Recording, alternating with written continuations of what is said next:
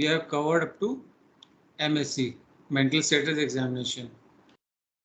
तो उसके बाद में यहाँ से सिम्टम्स ऑफ डिप्रेशन से, तो जब हमारे पास में कोई आता है क्लाइंट, तो नॉर्मली जो है डिप्रेशन के सिम्टम्स भी लुक फॉर, और वही जो है स्लीप से रिलेटेड होंगे, उससे पूछेंगे कि आपको नींद कैसी आती है।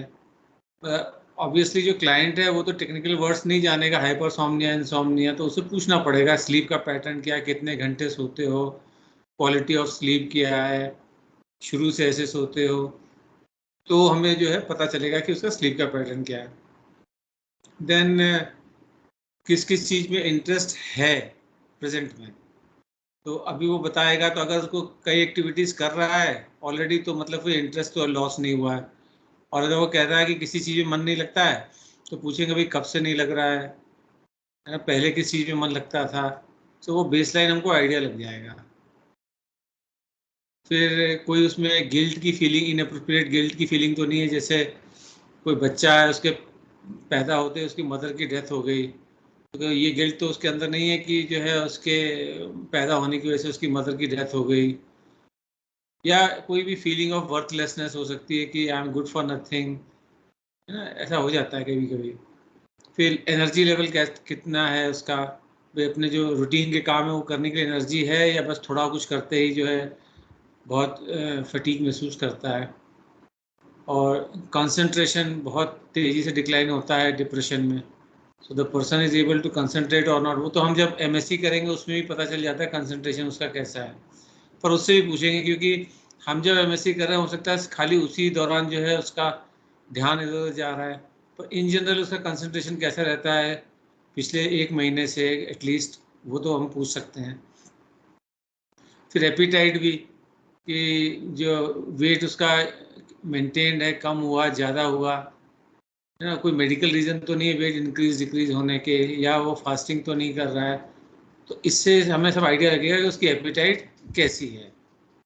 तो केवल वेट डिक्रीज इंक्रीज से नहीं होगा, एपिटाइट के बारे में भी पूछना होगा कि कितने टाइम खाना खाते हो, नॉर्मली क्या क्या खाते हो, पहले क्या खाते थे, आजकल क्या खाते हो, तो ऐसे पूछने से पता चलेगा। देन साइकोमोटर एजिटेशन और रिटार्डेशन, ये तो जब वो चल के ही आएगा उतने में ही दिख जाएगा, जब ऑफिस में एंटर करेगा तो उसकी चाल से आइडिया लग जाता है। और बैठा भी होगा उस टाइम भी, क्योंकि एक्टिविटी कर रहा है नहीं कर रहा है, एक ही पोजीशन में बैठा हुआ है, बार बार जो है the person is squirming in the chair, वो सब है। फिर सुसाइडियल आइडिएशन, जो आते हैं नहीं आते हैं, आने की वजह क्या है, इससे जो है ये सारे सिम्टम्स जो है डिप्रेशन के हैं। तो इसमें से जो है 6 और मोर देन 6 जो है अगर होते हैं तो वो डिप्रेशन डायग्नोस होता है, and that too for a period of at least 2 weeks. तो 2 वीक अगर ये है सिम्टम्स, तो देन डिप्रेशन है। क्योंकि डिप्रेशन से ये होता है ना कि और चीज़ों का भी प्रॉब्लम शुरू हो जाता है। जैसे इसमें जो सिम्टम्स मेंशन नहीं है, बट वो सेक्सुअल एक्टिविटी भी डिक्रीज हो जाती है, तो उससे फैमिली लाइफ भी डिस्टर्ब हो जाती है। फिर फैमिली लाइफ भी डिस्टर्ब होगी तो फिर ऑक्यूपेशन में भी आदमी का मन नहीं लगेगा। So one thing leads to another, ऐसे जो है वो एक वाइशियस सर्कल बन जाता है। तो these are the things we have to look for when the client comes. अब जो है नेक्स्ट आता है acquiring knowledge related to the content of the problem. तो जब भी वो क्लाइंट आता है तो उसकी जो प्रॉब्लम को हमें बहुत केयरफुली कंसिडर करना है ना। जो भी वो बात बोलेगा तो हमें उसे कॉन्क्रीट स्टेटमेंट के फॉर्म में जो है शेप करना होता है। तो वो जो है रेफरल क्वेश्चन को क्लैरिफाई करने से ही होता है। जो रेफरल क्वेश्चन जो भी वो बोल रहा है कि मेरा जो अचानक जो है किसी चीज़ में मन नहीं लगता है, ऐसा क्यों, तो अब वो बहुत सारी चीज़ों की वजह से हो सकता है। One of them could be depression. तो अगर हमें मतलब ये डाउट हो रहा है उसके बातों से, एक्टिविटी से, कि उसको डिप्रेशन हो सकता है, तो हमारे जो भी जो टेस्ट वगैरह हैं, असेसमेंट हैं, उनका ओरिएंटेशन टुवर्ड्स डिप्रेशन होगा। कि जैसे बैक डिप्रेशन इन्वेंट्री है वो हम देखेंगे, और जो भी हमने सिम्टम्स की बात करी वो देखेंगे। इस तरह से हमको जब उसकी स्पेसिफिक प्रॉब्लम का जो है पता चलेगा, उसी के अराउंड डिज़ाइन होता है हमारा सारा टेस्टिंग और असेसमेंट। तो हमको ये देखना पड़ेगा जो भी हम टेस्ट कर रहे हैं वो उसकी प्रॉब्लम से रिलेटेड है या नहीं है ना। और हमें तो पता होगा कि टेक्निकल वर्ड से एंजाइटी डिसऑर्डर क्या होते हैं, साइकोसिस क्या होता है, पर्सनालिटी डिसऑर्डर क्या होता है, ऑर्गेनिक इम्पेयरमेंट क्या है, पर क्लाइंट को नहीं पता होगा। तो वो जो है हमें, जैसे कि अब उसको हो सकता है कोई सीवियर मेडिकल कंडीशन हो, लेटर से कार्डियोवैस्कुलर डिजीज़ है, अब वो जो उसकी वजह से भी जो है मूड में जो है चेंजेस आ जाते हैं, मूड डिसऑर्डर्स हो जाते हैं। तो कहीं वो तो नहीं है, तो इसलिए हमको प्रॉब्लम को बहुत केयरफुली समझना होगा, तभी जो है टेस्ट डिज़ाइन हो पाएंगे कि वो है या नहीं है। एंड सेकेंडली टेस्ट डिज़ाइन भी हो जाएंगे तो डायग्नोसिस और ट्रीटमेंट जो है वो अकॉर्डिंगली तभी हम कर पाएंगे। और क्लिनिशियन को ये भी देखना होगा while doing all this कि whether or not he or she is having competence to administer these tests। अगर मान लो खुद में कॉम्पिटेंस नहीं है, हम वो कोई टेस्ट कंडक्ट कर रहे हैं, तो ऑब्वियसली उसका रिजल्ट गलत आएगा, रिजल्ट गलत आएगा तो डायग्नोसिस गलत होगा, डायग्नोसिस गलत होगा तो फिर इंटरवेंशन गलत होगा। जैसे फॉर एग्जांपल रोशा टेस्ट है, तो रोशा टेस्ट का जो इंटरप्रिटेशन अगर नहीं आता है किसी को, रोशा टेस्ट कंडक्ट करेगा भी तो फिर वो गलत ही रिजल्ट निकालेगा। सिमिलरली टैट है, तो टैट में जो है यही नहीं पता कि नीड्स एंड प्रोसेस क्या हैं, तो उस थ्योरी को, जो उसकी स्टोरी होगी उसको एनालाइज कैसे करेगा। सो अपने लेवल ऑफ कॉम्पिटेंस को भी देखना होगा, प्लस खुद के अलावा जो टेस्ट की जो लिमिटेशंस है वो भी हमें पता होनी चाहिए। जैसे हम आईक्यू का टेस्ट को कंडक्ट कर रहे हैं, लेकिन जो है वो आईक्यू का टेस्ट डिज़ाइंड है उन लोगों के लिए जिनको इंग्लिश आती है।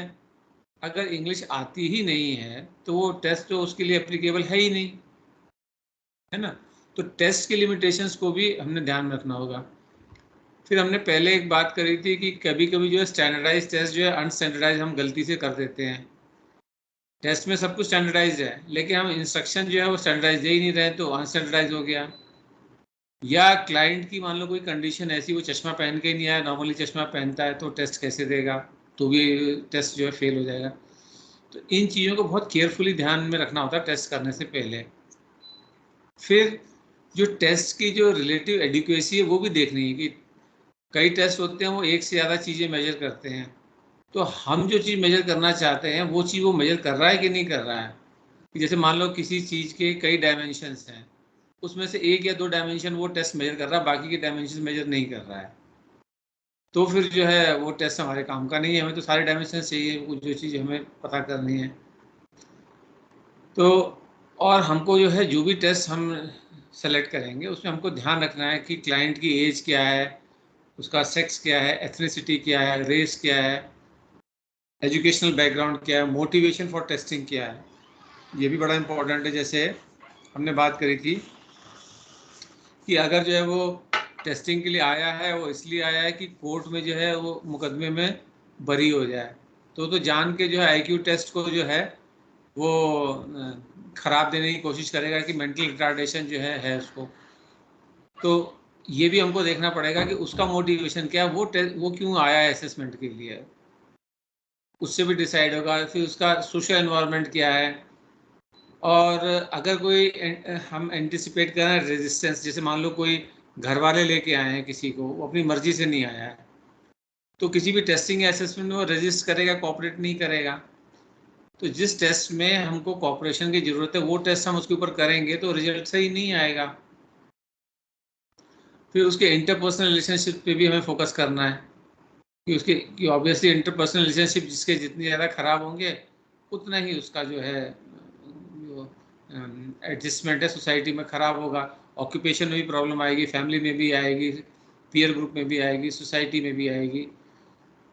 इस हिसाब से जो है हमको जैसे मान लो इंटरपर्सनल रिलेशनशिप का इसलिए भी इम्पोर्टेंट है, जैसे अगर हम कोई ग्रुप थेरेपी प्लान कर रहे हैं और उसके इंटरपर्सनल रिलेशनशिप अच्छे रखने की आदत ही नहीं है, तो ग्रुप थेरेपी में तो प्रॉब्लम होगी हमारे को।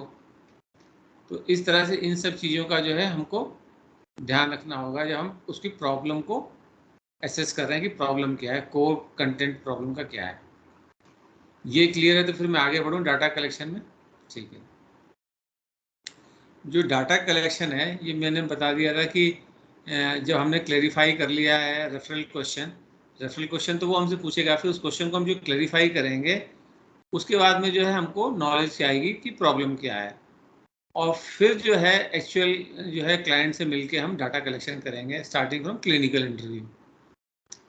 सो डाटा कलेक्शन वहीं से स्टार्ट हो जाता है जैसे ही वो कॉन्टैक्ट में आता है client at the time of clinical interview.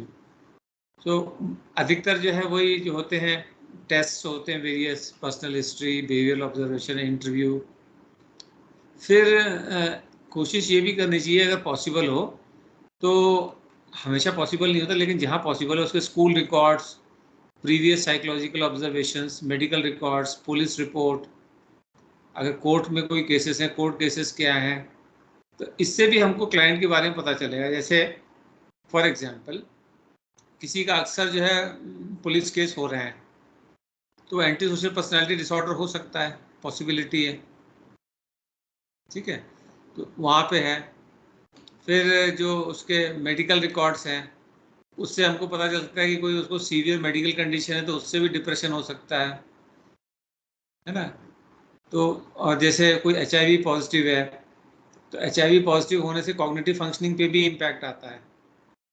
तो अगर उसकी कॉग्निटिव फंक्शनिंग इम्पेयर्ड मिल रही है हमारे को और कोई रीज़न हमको नज़र नहीं आ रहा कि HIV पॉजिटिव होना और एड्स होना दो अलग अलग चीज़ें हैं, तो somebody is just HIV positive for few months or few years later से, तो एक्सटर्नली नहीं पता चलेगा एग्जामिन करके जब तक कि वो ब्लड टेस्ट वगैरह ना हो, लेकिन कॉग्निटिव इम्पेयरमेंट आ जाएगा। तो एक ट्रीटमेंट होता है HIV में, उसको कहते हैं ART, anti retroviral treatment, short में ART लिखते हैं।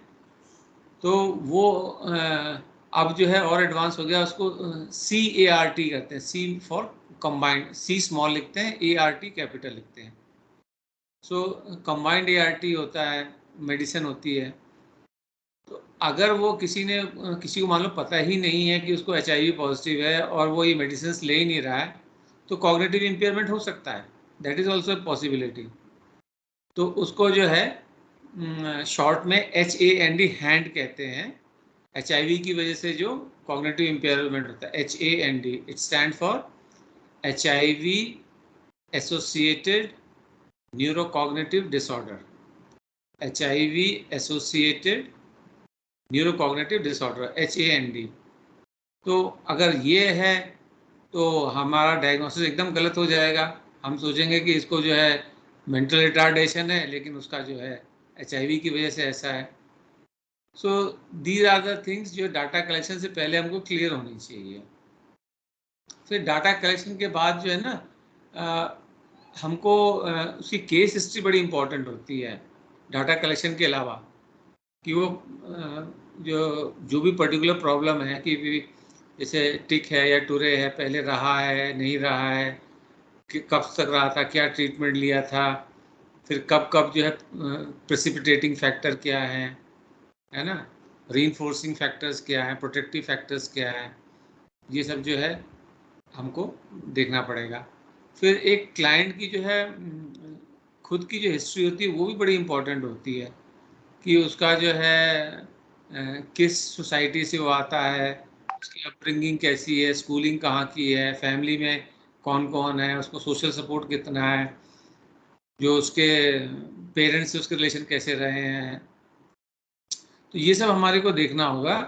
और ये हिस्ट्री हमको काफ़ी कुछ बता देती है, ऐसी बातें जो कि टेस्ट हमको नहीं बता पाते हैं। जैसे फॉर एग्जांपल, जैसे हमने बात करी थी कि एक प्रिडिक्टिव असेसमेंट भी होता है, हम प्रिडिक्ट करते हैं कि फ्यूचर में क्या होने वाला है।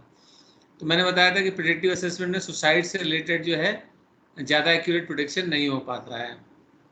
तो लेकिन अगर हमें उसकी हिस्ट्री पता है, मान लो किसी ने बार बार सुसाइडल अटेम्प्ट किए हुए हैं पहले, और अभी MMPI में भी वो सुसाइडल टेंडेंसी आ रही है, तो चांसेस हाई है कि वो सुसाइड कर लेगा। लेकिन अगर जो है पहले कोई सुसाइडल अटैम्प्ट नहीं है, केवल MMPI के बेसिस पे हम प्रिडिक्ट करेंगे, तो वो हो सकता है कि एक्यूरेट ना हो, है ना, that it is a possibility. तो इस चीज़ का भी हमको ध्यान रखना होगा कि केवल MMPI ने कह दिया कि सुसाइडल टेंडेंसी है तो हम मान के चल रहे हैं, ऐसा नहीं है। या MMPI में नहीं भी आ रहा लेकिन प्रीवियस उसके जो है अटैम्प्ट्स हैं और प्रेसिपिटेटिंग फैक्टर्स हमें पता लग गए हैं, वो आगे होंगे तो फिर भी हो सकता है, तो वो हमको ध्यान रखना पड़ा। Now come the interpreting the data, ये भी बड़ा इंपॉर्टेंट है कि डाटा तो कलेक्ट कोई भी कर लेगा, वो तो बड़ी बात नहीं, इंटरप्रेट करना उसको बड़ी बात है। जब हम इंटरप्रेट करते हैं तो खाली इंडिविजुअल टेस्टों की बात नहीं हो रही है, हम जो है होलिस्टिक उसका जो है असेसमेंट कर रहे होते हैं। तो खाली ये नहीं होता है इंटरप्रिटेशन कि हमने एक टेस्ट किया, उसका रिजल्ट बता दिया कि इसके हिसाब से ये लो है ये हाई है, दूसरा टेस्ट किया इसका ये लो है ये हाई है, ऐसे नहीं होता है। जो इंटरप्रिटेशन डाटा होता है उसमें जो क्लाइंट की प्रेजेंट लेवल ऑफ फंक्शनिंग है, अभी उसकी क्या स्थिति है, वो जो है हमें डिस्क्राइब क्लियरली करना चाहिए। तो और ये सब हमें कंसिडर, उसकी इटियोलॉजी मतलब कब से शुरुआत हुआ, क्या रीज़न था, जो डिसऑर्डर है डिजीज़ है उसका प्रोग्नोसिस क्या है, फ्यूचर में क्या होगा। जैसे न्यूरोकॉग्निटिव डिसऑर्डर्स जो हैं जो क्रॉनिक वाले हैं, like Louis body disease, Alzheimer है, हंटिंगटन्स कोरिया है, इनका प्रोग्नोसिस ये है कि आगे चल के खराब ही होते रहेंगे। You can slow down with certain things, medicine, exercise and all, but इसको जो है ख़त्म नहीं कर सकते, रोक नहीं सकते हो, स्लो डाउन ही होते, प्रोग्नोसिस ही हो गया। फिर ट्रीटमेंट क्या देना है वो भी हमको ध्यान रखना पड़ेगा। जैसे मैंने बताया था कि जो टेम्पोरल लोब में अगर प्रॉब्लम आ जाए तो जो माइनर एपिलेप्सी के एपिसोड्स होते हैं, टेम्पोरल लोब एपिलेप्सी इसलिए कहते हैं उसको, तो अगर किसी को मान लो इनहेलेंट्स लेने की आदत है ड्रग्स के रूप में, और उसको जो है हम एंजियोलाइटिक मेडिसिन देंगे, और क्लाइंट ने अगर जो है गलती से मेडिसिन के साथ में जो इनहेलेंट फिर से शुरू कर दिया तो दैट कैन बी फेटल। ठीक है, तो वो हमको इस टाइप की चीज़ें देखनी पड़ेंगी कि ट्रीटमेंट क्या रिकमेंडेशन है। जैसे narcissistic personality group therapy contraindication है, इस टाइप से। और हमको जो है बहुत ज़्यादा सिंपलिस्टिक जो एक्सप्लेनेशन है उससे बचना चाहिए कि हमने कोई एक टेस्ट किया और उसके बेसिस पे बता दिया, या हर टेस्ट का अलग अलग बता दिया। हमको कंबाइन करके बताना पड़ेगा कि भाई वो क्या है, ये ध्यान में रखना होगा। अब ये जो सारे फैक्टर्स हमने बात की है, इनको कई कैटेगरीज में बताया बांटा है। पहला है प्राइमरी। प्राइमरी बेसिक रीज़न क्या है, तो ये की प्रॉब्लम है, ये रीज़न है, इसकी वजह से हो रहा है। कि लेटर से कि वो एल्कोहलिक है, प्राइमरी रीज़न ये है। ठीक है, फिर pre disposing factor. Pre disposing मतलब कि पहले से क्या क्या है उसमें, जीन्स में है, वो प्री डिस्पोजिंग हो गया, है ना। फिर प्रेसिपिटेटिंग होता है। प्रेसिपिटेटिंग मतलब कि जीन्स में भी है, लेकिन जो है वो स्ट्रेस जब ज़्यादा होता है तब वो अल्कोहल की तरफ जाता है, स्ट्रेस ज़्यादा नहीं है तो नहीं जाता है। तो जब भी स्ट्रेस ज़्यादा होगा तो अल्कोहल की तरफ जाएगा, ये प्रेसिपिटेटिंग फैक्टर है। कोई सीरियस स्ट्रेस आया तो the person will start consuming. ठीक है, देन रीइंफोर्सिंग कॉजेज, कि वो जो उसका जो भी प्रॉब्लम है वो रीइंफोर्स किस वजह से हो रहा है। जैसे अल्कोहल की लें तो अल्कोहल रीइंफोर्स होने का रीज़न ये हो सकता है कि उसका पीयर ग्रुप में सब शराब पीने वाले हों, या रीइंफोर्समेंट का एक कॉज ये भी हो सकता है कि उसके घर में हमेशा इजीली शराब अवेलेबल रहती हो, है ना। ऐसे बहुत सारे हो सकते हैं, डिपेंड करता है। ये समझाने के लिए मैंने बोला, और भी रीजंस हो सकते हैं। तो हमें जो है उसका कंप्लीट इटियोलॉजी मतलब रीज़न क्या है, और ये सारे फैक्टर्स जो हैं, primary, pre disposing, precipitating, reinforcing, ये सारे फैक्टर्स ध्यान में रख के और तब जो है डाटा को इंटरप्रेट करना है। खाली ये नहीं कि हाँ बस ये अल्कोहलिक है, ऐसे नहीं। तो यहाँ तक समझ में आ गया? Okay, so now we come to this. अब जो है जो एक चीज़ होती है इंक्रीमेंटल वैलिडिटी, ये तुम्हारे लिए नहीं होगी। So do you already know this incremental validity? No. तो इंक्रीमेंटल वैलिडिटी क्या होती है वो समझो। कि जैसे मान लो एक कोई टेस्ट है वो हमने किया हुआ है, और उसके बाद में हम कोई दूसरा टेस्ट कर रहे हैं, तो अब वो दूसरे टेस्ट का भी रिजल्ट आने से पहले टेस्ट की वैलिडिटी बढ़ जाती है। जैसे हमने अकेला एक टेस्ट किया तो हम कहेंगे 50% चांसेस हैं कि ये चीज़ यही है। फिर दूसरे टेस्ट में भी अगर वो चीज़ आ रही है तो हम कहेंगे हाँ 80% या 90% चांसेस है कि ये प्रॉब्लम है। तो ये इंक्रीमेंटल वैलिडिटी हो गया। तो ये समझ में आ गया ना, इंक्रीमेंटल वैलिडिटी। तो हमको ये टेस्ट करते हुए ये भी ध्यान रखना है कि जो हमारे टेस्ट जो हैं वो इंक्रीमेंटल वैलिडिटी वाले हैं या नहीं हैं, उनकी लिमिटेशन क्या है, और उसमें इनएक्यूरेसीज कैसे कैसे हो सकती है। जैसे इंग्लिश आती नहीं तो IQ टेस्ट तो बेकार हो जाएगा। फिर एक चीज होती है, एक क्लिनिकल असेसमेंट होता है और एक होता है एक्चुरियल असेसमेंट। ये दोनों समझ लो, ये दोनों ही इम्पोर्टेंट है अपनी अपनी जगह। तो पहले समझते हैं क्लिनिकल असेसमेंट को। क्लिनिकल असेसमेंट में क्या होता है, जो क्लिनिशियन है वो सारे टेस्ट के रिजल्ट्स वगैरह को एनालाइज और इंटरप्रेट करता है अपने एक्सपीरियंस के आधार पे। टेस्ट के रिजल्ट को तो देखेगा, लेकिन उनका इंटीग्रेशन जो कर रहा होगा, जो अभी हम बात कर रहे थे, वो अपने एक्सपीरियंस के आधार पे कर रहा होगा। ठीक है, ये हुआ क्लिनिकल असेसमेंट। फिर इसी तरह एक होता है एक्चुरियल असेसमेंट। एक्चुरियल असेसमेंट में क्या है कि कंप्यूटर में सारे डाटा फीड कर दिए जाएंगे सभी टेस्टों के। फिर कंप्यूटर वो सारे डाटा जो है देख के बताएगा कि एक्चुअली क्या प्रॉब्लम है। तो अब दोनों के अपने अपने फायदे हैं, दोनों के अपने अपने नुकसान हैं। जैसे अगर क्लिनिकल असेसमेंट की बात करें तो उसमें जो है एक्सपीरियंस का रोल है, लेकिन एक्चुरियल जो असेसमेंट में एक्सपीरियंस का कोई रोल नहीं है, वो तो सिंपली स्टैटिस्टिकल है। तो लेकिन नुकसान भी है। जैसे क्लिनिकल असेसमेंट है, उसमें इंडिविजुअली तो है क्लिनिशियन, उससे गलती हो सकती है, कंप्यूटर से गलती नहीं होगी, है ना। तो एक वाइड डाटाबेस को देखेगा, सारे डाटा पॉइंट्स को मैच करेगा, उसके बेसिस पे आज तक क्या हुआ वो है, तो उसका ये फायदा है। लेकिन एक बात ये भी है कि हर इंडिविजुअल तो स्टैटिस्टिकली सेम नहीं होता है।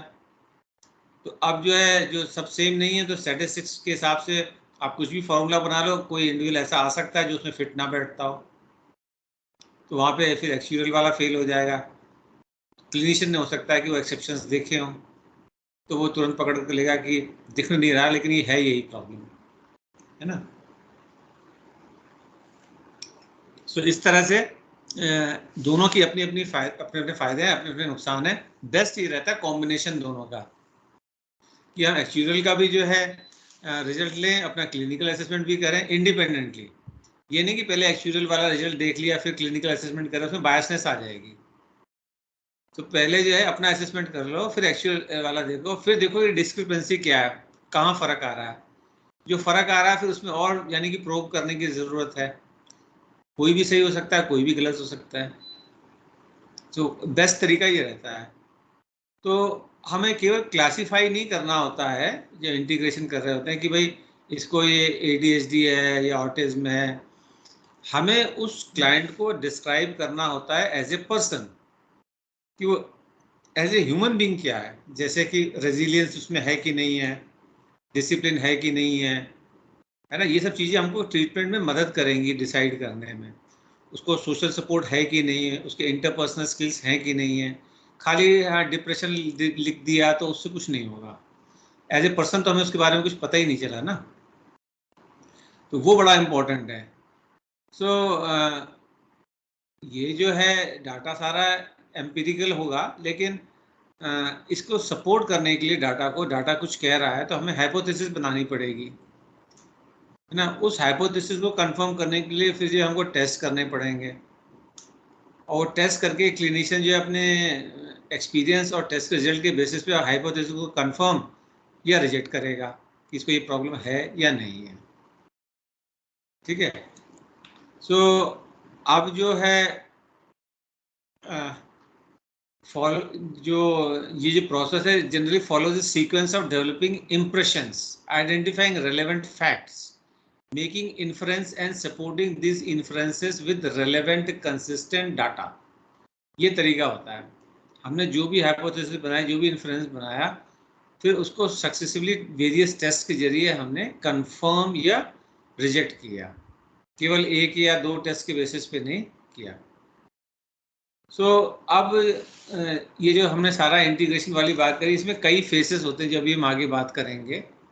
सो ये फेसेस 1 2 3 4 5 6 7 हैं, बट ऐसा नहीं कि ये फेसेस अलग अलग चल रहे होंगे। बहुत पॉसिबल है, रादर होगा ही ऐसा कि ये फेसेस जो है एक दूसरे को ओवरलैप कर रहे होंगे, उनको जो है सेपरेट आप जो है नहीं कर पाओगे। जैसे जो फर्स्ट फेज में क्या है, इन्वॉल्व क्या होता है, collection of data about the client, ये फर्स्ट फेज है, ठीक है। अब ये स्टार्ट कहाँ से होगा, रेफरल क्वेश्चन से। पहले रेफरल क्वेश्चन आएगा, फिर हम डाटा कलेक्ट करेंगे ना। तो रेफरल क्वेश्चन आया, फिर हम जो है क्लाइंट से मिलेंगे कि भाई क्या है क्लाइंट।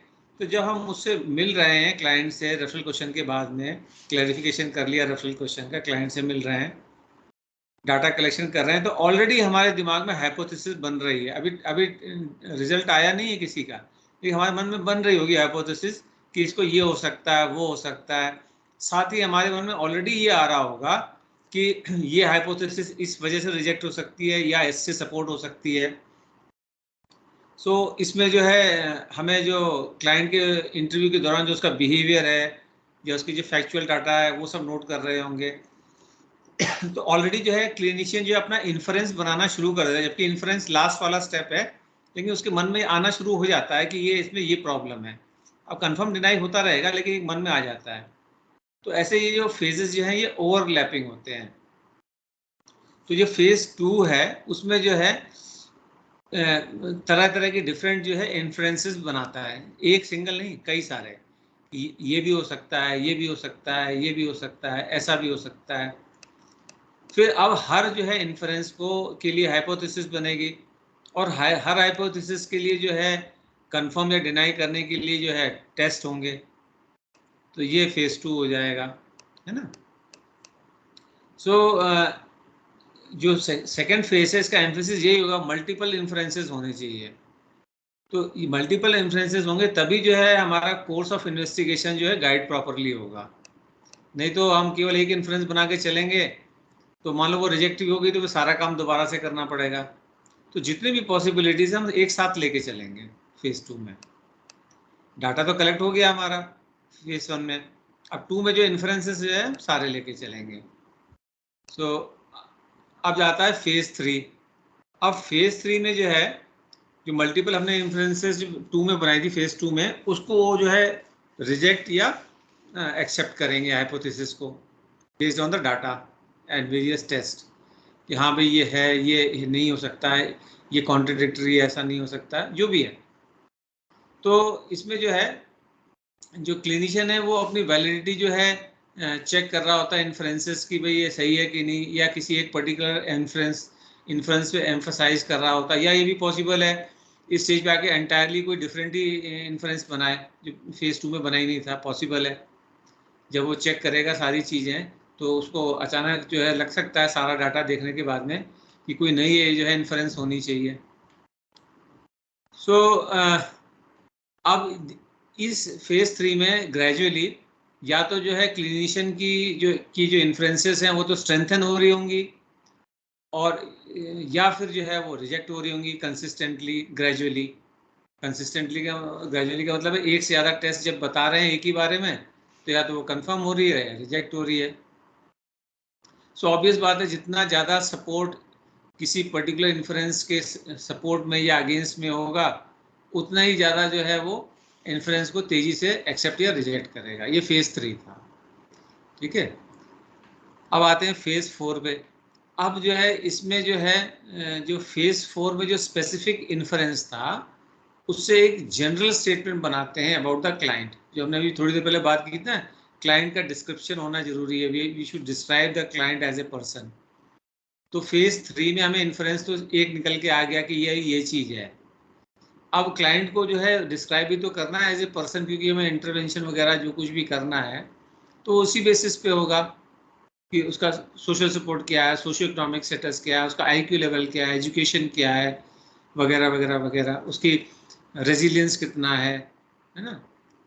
तो ये सब जो है कि वो सर्कमस्टांसेस की वजह से डिप्रेशन में है या अपनी कोई ख़राब हैबिट्स है उनकी वजह से है।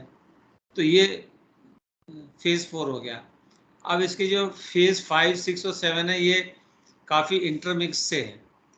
सो 5 में जो है फेज़ 5 में जो उसके पर्सनैलिटी ट्रेट्स हैं इस पर हम फोकस करते हैं। जब भी मैं बता रहा था ना कि उसकी एक्सट्रोवर्ट है, इंट्रोवर्ट है, नार्सिसिस्ट, जो भी है, वॉट एवर उसकी पर्सनैलिटी है, इस पर हम फोकस करते हैं। फिर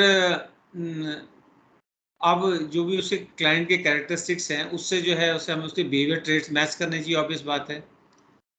अब जो है ये फेज 5 जो है इसमें बहुत कॉम्प्रिहेंसिव और इंटीग्रेटेड डिस्क्रिप्शन होता है क्लाइंट का कंपेयर टू फेज 4। फेज 4 में भी हम थोड़ा उसको रीड कर रहे होते हैं, लेकिन वहाँ पे जो है इतना ज़्यादा नहीं कर रहे होते हैं। यहाँ पे ज़्यादा फोकस इसी पे होता है कि उसको खूब अच्छे से डिस्क्राइब करें और इंटीग्रेट करें सारी चीज़ें।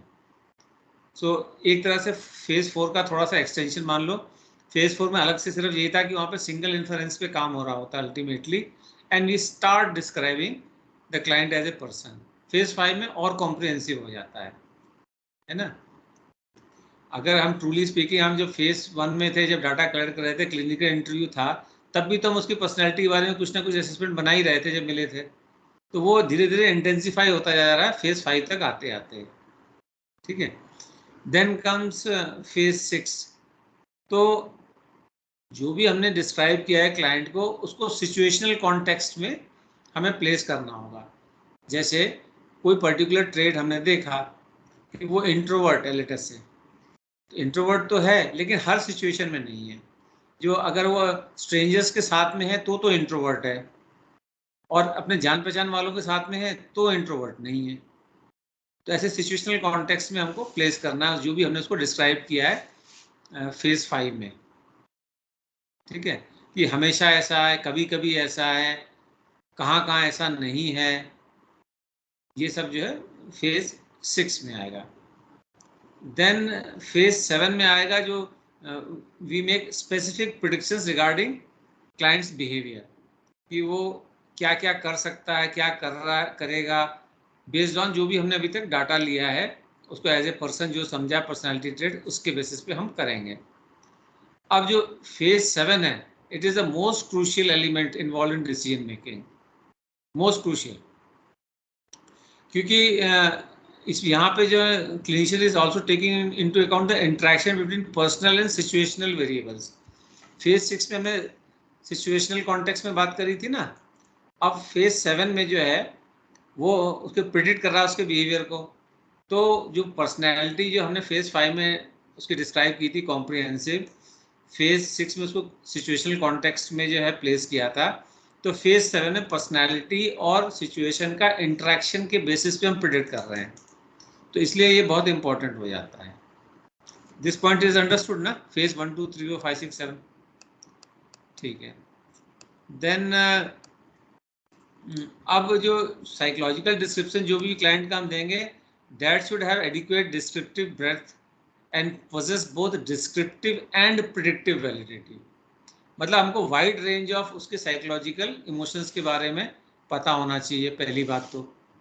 और दूसरी बात यह है कि उसको डिस्क्राइब भी करना है और उसको प्रिडिक्ट भी करना है सिचुएशनल कॉन्टेक्स्ट में।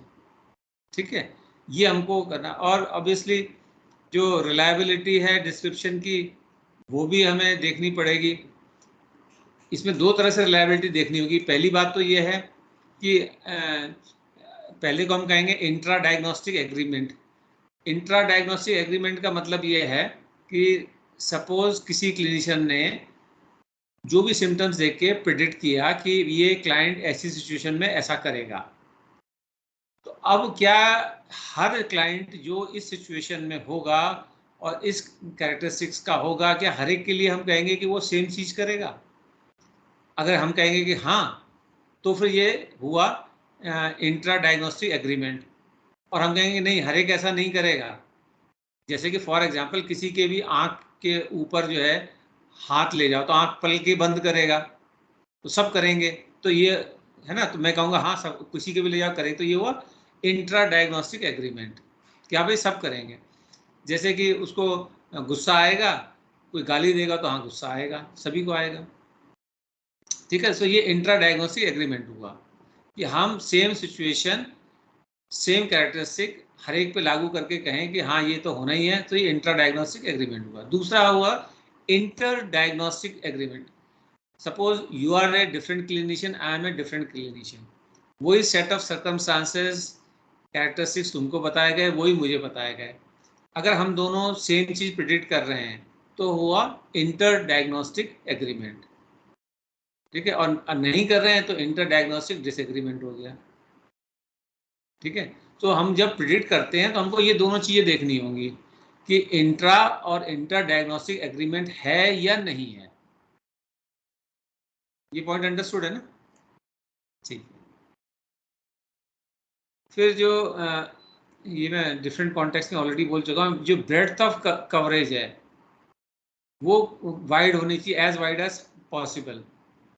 तो जो भी हम क्लासिफिकेशन ऑफ डिसऑर्डर्स करते हैं उसमें बहुत वाइड रेंज जो है के इंडिविजुअल्स आने चाहिए।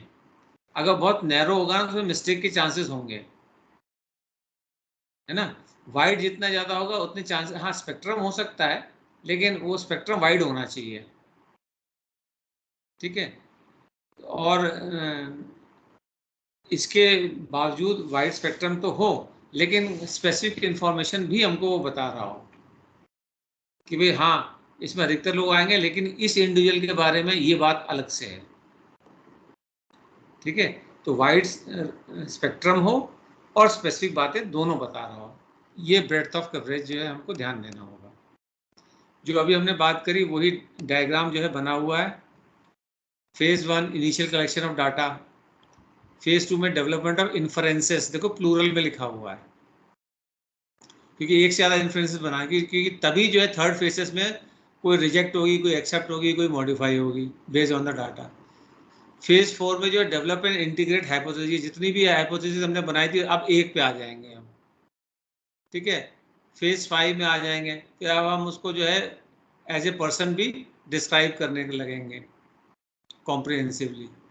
फेज 6 में जो है सिचुएशनल कॉन्टेक्स्ट में भी हम उसको डिस्क्राइब करेंगे। फेज 7 में जो है विल प्रिडिक्ट द बिहेवियर, इसमें इंटर और इंट्रा डिसएग्रीमेंट या एग्रीमेंट हमको देखना होगा। ठीक है, फिर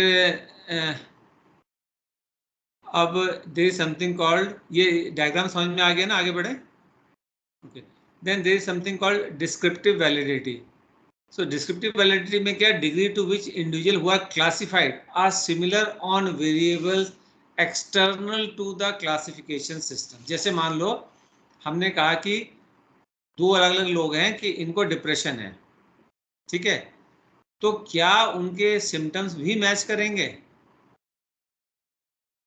ठीक है, ये डिस्क्रिप्टिव वैलिडिटी हो गई कि हमने क्लासिफाई तो कर दिया डिप्रेशन में, लेकिन क्या उनके सिम्टम्स मैच करेंगे? तो हम कहेंगे सारे तो नहीं करेंगे लेकिन 3-4 तो सिम्टम्स पक्का मैच करेंगे। जैसे स्लीप का होगा, लैक ऑफ इंटरेस्ट का होगा, सेक्सुअल एक्टिविटी हो गया ना, इस तरह से।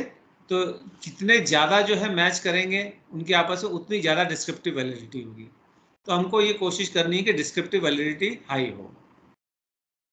ठीक है, तो अनदर एग्जांपल कि एमएमपीआई में कोई हमने क्लासिफाई किया, तो अब जो भी व्यक्ति एमएमपीआई में कोई पर्टिकुलर डिसऑर्डर क्लासिफाई हो रहा है, क्या सबकी एज बराबर होगी? क्या सबकी हिस्ट्री सेम होगी? क्या सबके फैमिली हिस्ट्री सेम होगी?